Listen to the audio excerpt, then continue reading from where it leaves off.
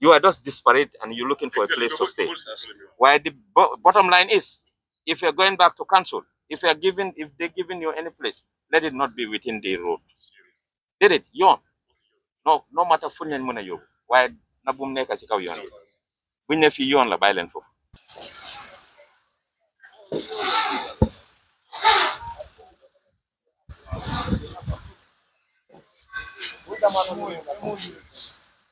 Sale is inside your shop. Stop bringing material from the shop and put it on the road. Okay? Let it stop today. Tell you guys to put everything inside the shop. Huh? And you have signboards, you have advert boards. Whoever needs anything, they will get inside. Okay. And stop displaying it here, okay? All right, let them move it now. Let them put them. I guess I was thinking that it's on our premises. Where is your premises? This one, up to here, or no?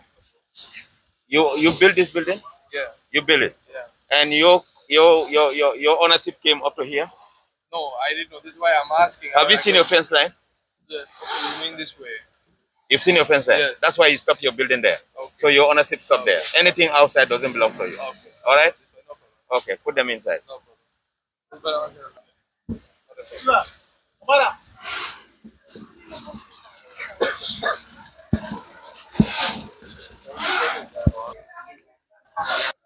send premises bi maanaam seen gis nañ seen am na seen yeneen yu xam ne dafa génn si seen kër gi ci biti la nekk yooyu dañ ko war a génne so dimbale baalal ma ñu dem ma dem woon la da ngeen war a génne all right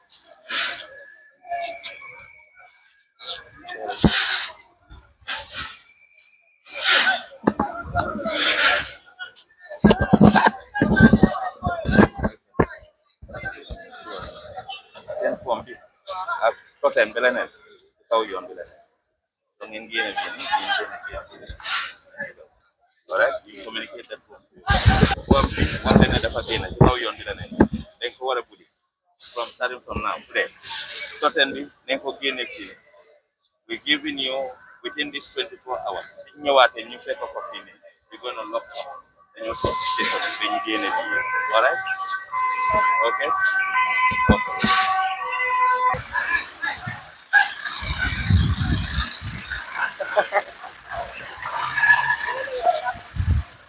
You own these iron rods? Yes. The way you displaying them here is not okay. Let me know how it is. Please. Yes. All right? Okay. This is your building. Yeah. And that's where your premises stop. Yes. Bring in. This is also my premises stop here. From here, this line. This line. Yes. Okay, come. Yeah. Come with me. AP, have you seen your building? Yeah. See these rods out there? They are on the road. So starting from there, move them all in, please. Huh? They are making destruction. You know, I told you guys to move the other one. It's the same with these rods. Starting from this black one can stay. That is inside your level. Starting from there, going there, let them take everything inside, okay? It has to be today, please. Okay.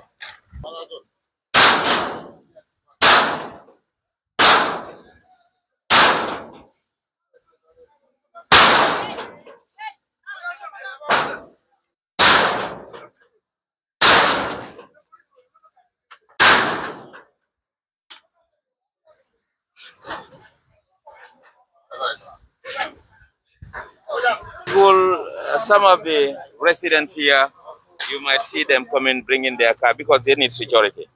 Coming to park their cars in front of the police station. Because why they're doing that, they know their cars will be safe. And I'm not saying you should stop them, but why we here is sometimes you see the way they display their cars here are not correct. So for now, whoever will be left here, whether you're present or whatsoever, if they are parking their vehicle, let them park it properly. And if the place is full, let them take it somewhere. But we just discourage and we take an example on ourselves. It has to start. Charity begins at home, yeah? We started our own self to make sure nobody park anyhow in front of our stations. Our stations should serve as exemplary to everywhere. That's why we're here. Equally, I wanted to ask for this, but fortunately, the man ran and claimed for ownership. So that one was sad. But let him not pull it there and put it here. Let him just take it away. You know, outside sellers are not possible now. Okay. Do you know who parked this car over there? He has been here for ages. Yes. We will take care of that. Maybe we'll go. And all I am saying is inside the fence line, but here they are parking. Let's just try to organize that, okay? Thank you. Thank you. Wala na def business. Ngeen dem uti place. Ngeen duga fofu luy utak buy utak yoon. Waaye yoon ñëpp xam na ne yoon pour ñëpp la. Waaye du pour kenn nit de. So si loolu la ñoo loolu mooy suñu tànk fii nii. lépp loo xam ne mu ngi si kaw yoon bi dañ koo clean dañ koo génne fu mu nekk ni sango ñii nii utal trop mbaa oto nga ñëw enu ko fi nga génne ko fii nii fii ñan ñoo dee toog fii ñu bari waaw officers yi nañ dem dugal si seen office yi ñu toog foofu noonu ci biti mbaar bi dañ ko wàcce bu dee kapinta moom fii mu jël bagage am yëpp looleen moom fii ni ngeen jël fii nii génne leen seen bagage yi fii ñu nettoyé fii ba mu set xeer yi nii ngeen génne ko si kaw yoon bi nañ jóg fi tee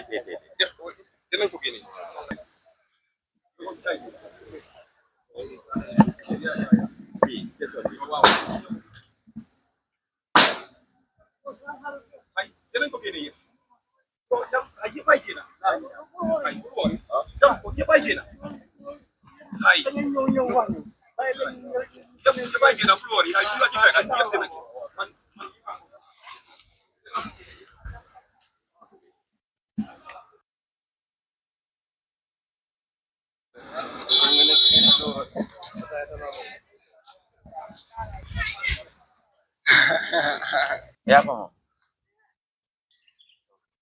gaawal na génne si kaw yoon bi dégg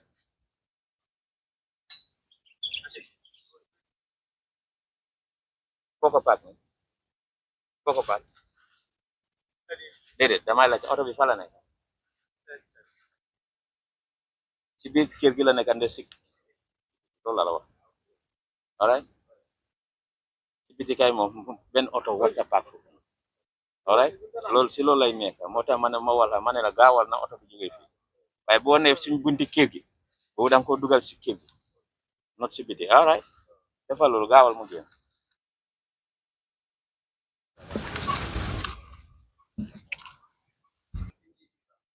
waaw naaw lu ñu wax mooy suñu yoon yi lañu wax opération bi waaye ñu toog buñ commencé opération ñi dégga ñi am na ñuy wax ne déedéet ñu ne si kaw highway si rek la ñeneen ñu ngi wax ne déedéet ñun suñu understanding mooy fu tali ne bi wax mooy roads yoon yi yëpp la wax ne yoon mooy fence bi diggante fence bi ak diggante fele beneen fence maanaam koñ yi si lañ bokk so lu war loolu mooy business mbaa am workshop kaw yoon bi ñëpp xam nga ne man ak yow duñu mën a jël mécanique garage bi ñu ñëw dem si Westfield ci kaw yoon bi ñu ne foofu la ñëw defar suñu waaye movement bi moo bari oto yi ñoo bari nit ñi ñoo bari parce que that is only meant for that dem ak ñëw rek la waaye du fu xam ne marché mbaa workshop loolu place la dañoo uti place lu uti ak yoon ñu loo tax ñu ngi dugga parce que kaani fen fii dëkk bi ak num ñàkka sin luwaay am na portion fu ñoo ooyee industrial areas foo xam ne mécanique mooy gannaaw fële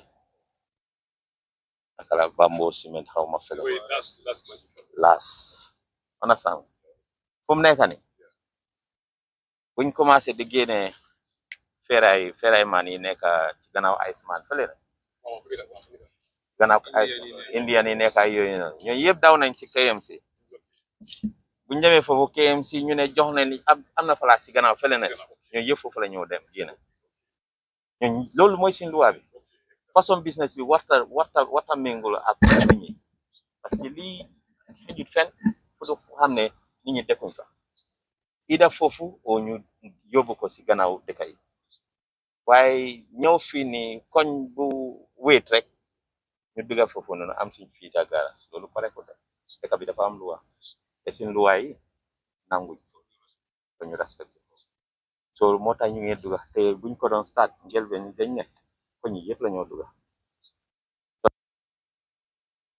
ñi dañoo bàyyi si kaw yoon bi dugga waaw yoon lañ wax so ñu ngi nii fii nii yéen seen fii ngeen ne ñetti garas yéen a nekk fii ñetti garas bi nii da ngeen a uti place ngeen génne fi yoon bi nii loo leen am fii nii ngeen netti waaye ko bem set te loolu teel a commencé oto yi dañoo war a génne fi whatever liggéey bi ngeen a def loolu siis ñu commencé bi beneen side bi boori baame bi nii soo biigul buy eno oto yi foofu la nekk mu ngi ci beneen mécanique garage parce que demoon nañ fa démb ñooñ dañ war a jóge foofu ba léegi ñu fa so we went there to pick cars we will do the same thing elect fii tey du ñëw fii because maa ngi soog a ñëw fii nii Sorry. yes go on Anyway, ñun dégg nañ affaire bi a long time because ñun fii nekk si first place na after NEA that new road dañ nekkoon waaw bi ñoon sam bi ñëwoon pour sampa ko so bi guys starté yii nii si laa ñii ne ñun ñëpp yaa Gambia so buñ nangu gars yi ñëw toog o di ñëw dañu teg loo xamante ni waa indi usaange suñu biir ñu ne so si laa ne ne leen ñu jox parce que comme li yëfi développe la dañ teel a jóg ten man si laa ànd ak ñi ma dem KMC allocate ma fële gannaaw baame bi fële Josuwan bañ start di clear foofu noonu ten Christian council bi fekk ñu foofu ne ñu ne fii nekkul fi ngeen mën a nekk pour ay pour garage mécanique ten ma ne ko ne anyway indiwuñ fi suñ bopp KMC lañ dem ñoom ñu ne nañ ñëwee fii nii dañu clear foofu noonu moo tax ñu ñëw ñu ne ñu ne fii c'est cemetery so then ñu delluwaat back KMC understand then ñu ne ñu ne kon da ngeen a pass fu nga xamante ne nekkul si biir dëkk bi boo nekkul si then ngeen ñëw wax ñu dem seet then loolu laa def because time boobu noonu fii yëpp garab yi gis nga garab yi yëpp ñoo fi saxoon fii yëpp ñoo balit la first step so bi ma demee ma explain na leen loolu ànd ma ñu boole ma ak ñaari nit then ñoom ñu ñëw soobee ma ne waaye fii dafa nit xaalis pour nga clear fii ne ma ñun ñoo ko war a def nag waaye fii dafa nit time ma ne leen ah ñun amuñ time de because fële king ko li ñëw na fa sax woon ñu te ñun we are Gambian kenn ku ñu disrespect wala loo xam ne daf ñoo def ñu am gàcce understand ma ne leen ne su fekkee ne yéen mu ngeen lukke jox ngeen ñu place bi ñun dinañ jël suñu responsabilité de ñu clear place ñu ne ma ne ok you can go ahead den si laa dem si CAC ñu nga xam ne ñoo doon clear yoon bi ma wax ak ñoom may leen ah ñun de ñoo nekk fii te yéen a ngi war a defar yoon bi ñu ne ma ne waaw may leen dañ am place bu ees bu nga xam ne dafa nit liggéey soo te dama soxloon seen help man loolu du problème comme yéen da ngeen a génne fii te yéen a ñu tray liggéey amul problème ñu boole ma ak seen benn nit ñoom ñu ñoo xool fii léegi ñu boole ñu ak borom soogul bi waaye dañ fay dañ ñu caaj ñu fay bi ko ñoom dañ ne indi moto bu nga xam ne dafa so dañ ma charge den ñu fay almost $30,000 or more than that sax because dañ clear garab yëpp ñu daanu dañ ñu xayewaat yeneen trop den ñu edu mbali fi di yóbbu so noonu lañ clear fii gis nga beneen yoon bi ne la dañ ko tuur mbali dem bloc foofu yëpp dañ ko clear ba mu kii na ba waa koñ bi nii sax gars yi dañ apprécier loolu trop because dañ ne fii yëpp la kaane fi yëpp doon tuuree mbalit so ñu ne yéen baax na ngeen nekk fi because of mbalit bi xeet baa ñu doon dugal rëy at yi yëpp si loolu lañ nekk so then si lañ génnee suñ moto yi fële mooy that new road then ñu move si nii this is 2 years ago only actually it's 2 years ago so moo tax biñ déggee am xibaar bi ok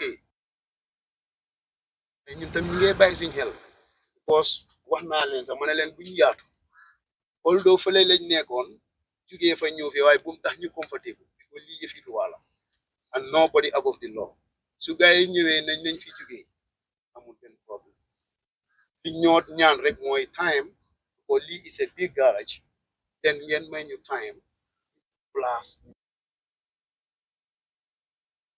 ay doole yëfi lu te yéen ay kilifa ngeen yéen ñi yëpp su ngeen bàyyee seen soxla di dugg si biir naaj bi nii nekkul ji fi caaxaan so ñun loolu rek la ñoo ñaan te comme right benn rek la laa bëgg a wax soo leen a uti place let them give you document ba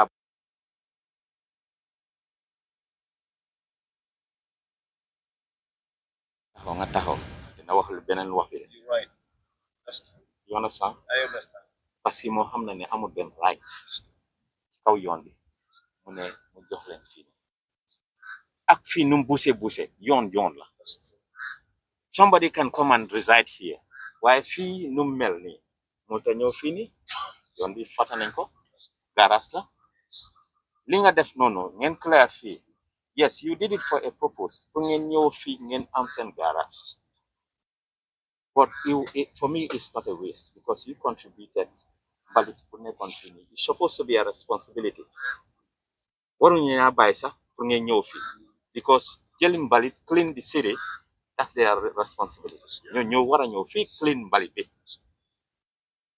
then the other wax bi nu moo mel mooy fii yoon la dafa wéet waaye anytime nguur gi ñëw fii da ngeen a jógee fii de for now dem la ngeen uti place because fii du place déedéet ñoom loolu lañ leen war a wax all right you are going there ñun yóbbu nañ foofu de we can only clean luñ fekkoon foofu waaye ñu mun ngeen a nekk fi temporarily waaye it's not coming from us officially waaye dem la ngeen uti place waaye mbalit boobu ñoo ko war a clean fii not you you are just desperate and you're looking for a place to stay while the bottom line is if you're going back to council if they're giving you any place let it not be within the road did it yoon no matter fu leen mën a yóbbu waaye na bu mu nekk si kaw yoon bi buñ ne fii yoon la bàyyi leen foofu bu place bu xam ne it's enclosed si kër yi la ay yooyu noonu outside dañuy jox leen temporary saa yu ko need they will come and give you another certificate to say a warning to say daal ngeen mobilize 2-3 months or something like xam nga loolu mooy loi bi waaye fii nii you have to go the only time we can give you mooy you start moving if you start moving from now tomorrow our team buy ñëw su ñu fekkee ne yaa ngi naa génn ndànka will not touch you waaye pour toog ne ñu ngi xaar fu ñu am place tomorrow will start taking you off so he's going to take your details aussi take their details ñu am seen details ak seen number huh? No, 24 hours mooy we have to do something 24 hours mooy waxuma ngeen clear fii de 24 hours mooy you start move all right okay all right aussi take care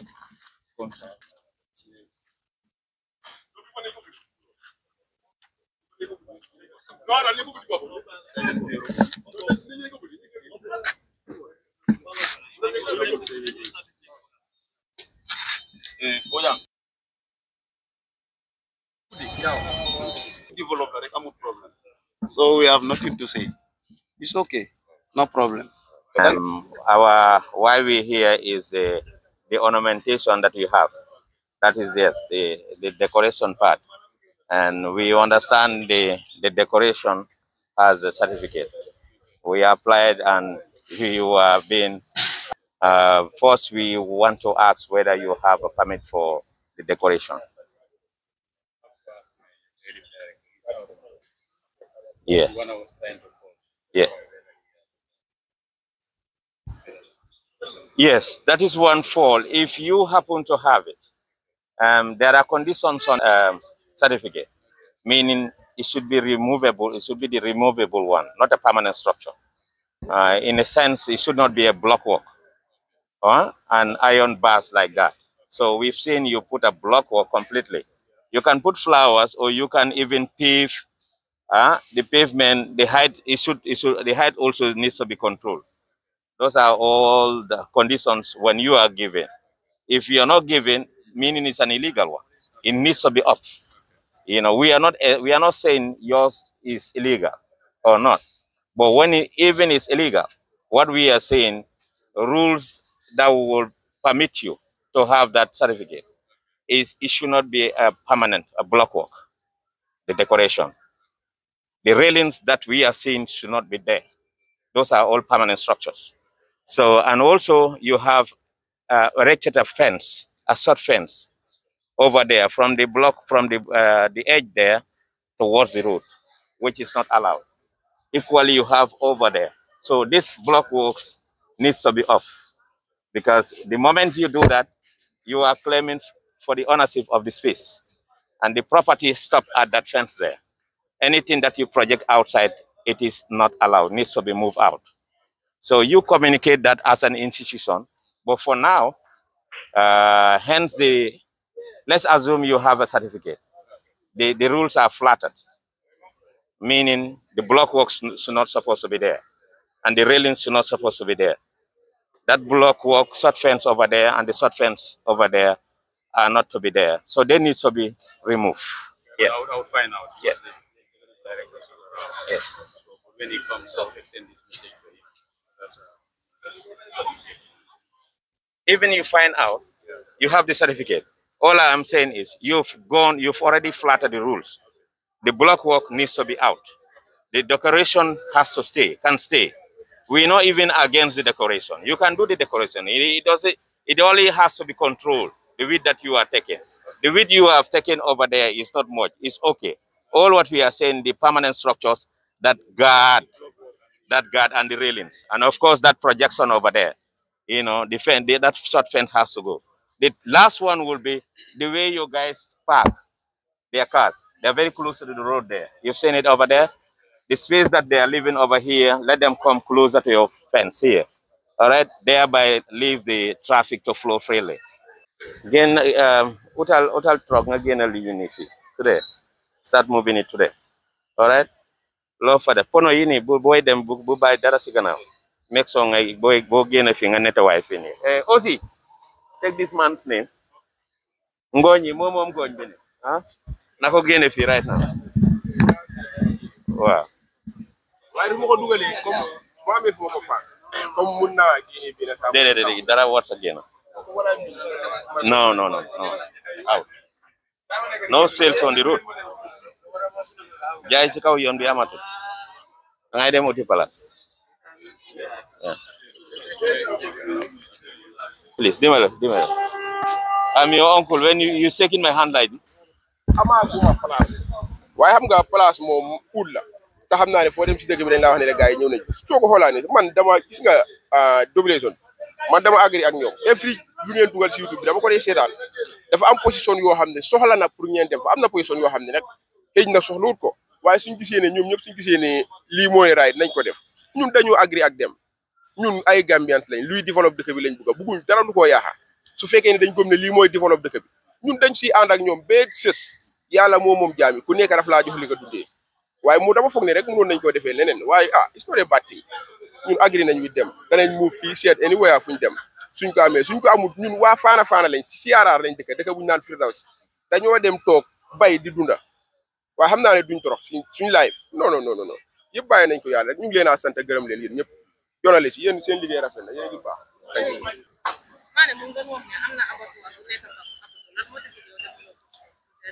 Batuwaar Abuko.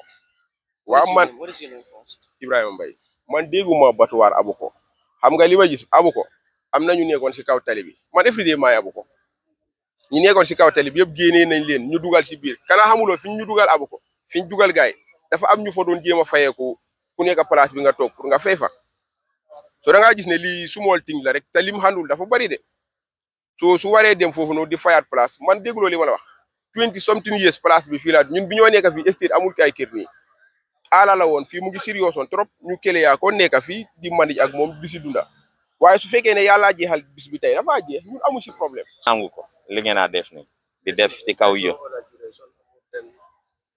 duration bi boobu passé nañ ko bu yàgga 2 months 3 months ñu si kaw lii nii ñëpp dégg nañu léegi ñu ne bu dee ci kaw yoon bi nga nekka te yaa ngi fa def business yaa xam ban façon business a utel place be balaa ñoo aaga foofu bu ñu aagee si la doo da ngaa jóg comme ñëw nañ ba fii kay moom jóg rek amuñ benn duration bi boobu passé na léegi da ngay organise sa bopp nga jógee fii waaw jëlal sa machine ak yéen nga dem uti beneen place dama uti place fu xam ne di nga mën a ren foofu noonu sa boppa bi sedda kenn du la ñëw xatal foofu noonu waaye si kaw yoon bi mënuloo def business de boobu teel a jeex so def suñ fekkee sa machine fii dañ ko inondé